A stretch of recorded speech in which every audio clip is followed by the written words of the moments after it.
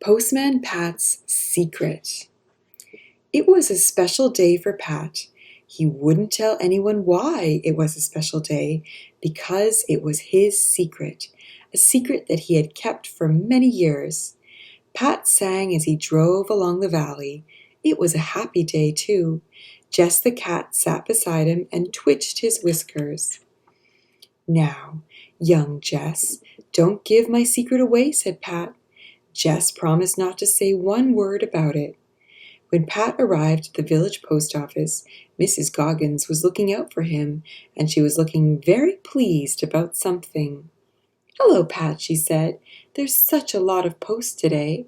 Pat didn't look too pleased until he saw that much of it was for him. But who could be writing all these letters to Pat? One had a drawing of a cat on it, and the writing looked suspiciously like Katie Pottage's. "Why don't you open them?" said Mrs. Goggins. "Then you'll know who sent them." So Pat did. What a surprise! They were all birthday cards. He stood them in a row along the counter. There was one from every person on his round. He was very pleased, after all. But how did everyone know that it was his birthday today? That was his secret, and now it was no longer a secret at all. "How did they know?" said Mrs. Goggins. "Well, I didn't tell them, and that's all I'm saying except happy birthday, Pat, and many happy returns."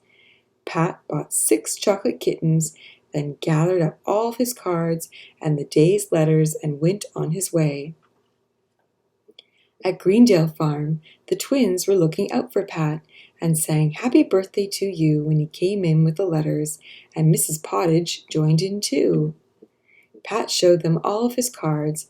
Then Mrs. Pottage whisked a cloth off the table, and there was a birthday cake with an icing sugar post office van on it, and pink letters saying "Birthday greetings to Postman Pat." And there was a sugar mouse for Jess. "But how did you know it was my birthday?" said Pat. "We're not telling," said Mrs. Pottage. "It's a secret."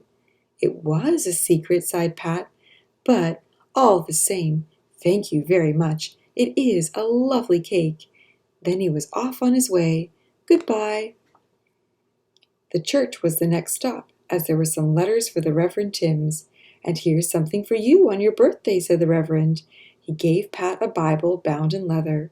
"That's very kind of you," said Pat. "But how did you know it was my birthday?" "He who reads shall learn," said the Reverend Timms. "Oh," said Pat, puzzled. How could the Bible tell the secret of his birthday? He couldn't guess.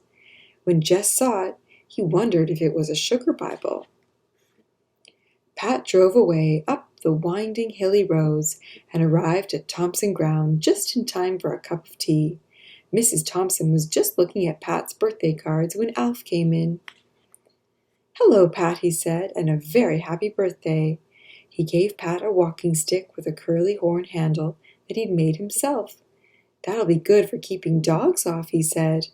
"Oh, thank you," said Pat. "It will be very useful. But how did you know it was my birthday?" "Oh, you'll find out for yourself.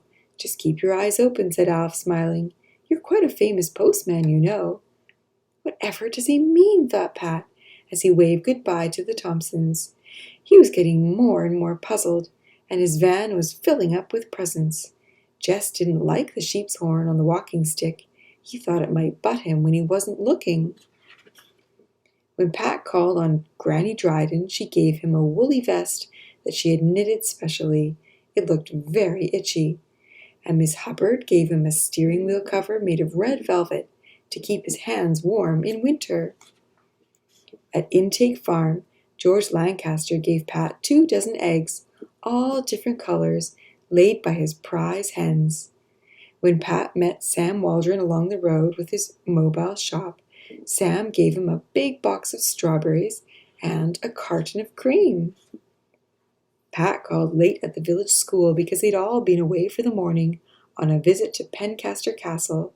They were ready for Pat, though, all the same. They sang him 2 songs that they had been practicing and gave him a big model of his van that they had made specially. Pat had presents for them, a chocolate kitten each, to say thank you for all of their cards. How pleased they were! But When he asked him how they knew about his birthday, the children smiled, pressed fingers to their lips, and said nothing. Pat must be on his way home now. He did not want to be late, because he knew his wife would have a special birthday meal ready for him. The day's round was finished, and Pat's last job was to empty the letterbox. Peter Fogg came along on his tractor and stopped for a chat. Pat told them about how everyone knew his birthday. "Don't you know why?" said Peter, laughing. "I certainly do not," said Pat. Peter pulled a newspaper out of his pocket. It was the Pencaster Gazette. "Have a look at this," he said. Pat was amazed. There was a piece all about him, headed Postman of the Year. It told the story of his work and how he helped everyone he met, where he had been to school, where he was born, and when he was born. "Well," said Pat, "so that's how everyone knew. I'll be bothered. These newspaper people, they find everything out." He was cross and pleased at the same time. "Keep it as a souvenir," said Peter. "Thanks," said Pat, "and that surely is my last present today." "What next?" thought Jess. "We'll never get home at this rate." But they were on their way home this time. "I wonder when my birthday is," said Jess to himself. "It's such a good secret that even I don't know. I wish I could find it in the paper. Then I could have cards and presents. Never mind. There'll be a good dinner waiting for me, and that's as good as a birthday any time." "What a strange day," said Pat. "We've finished up with a van full of letters and parcels."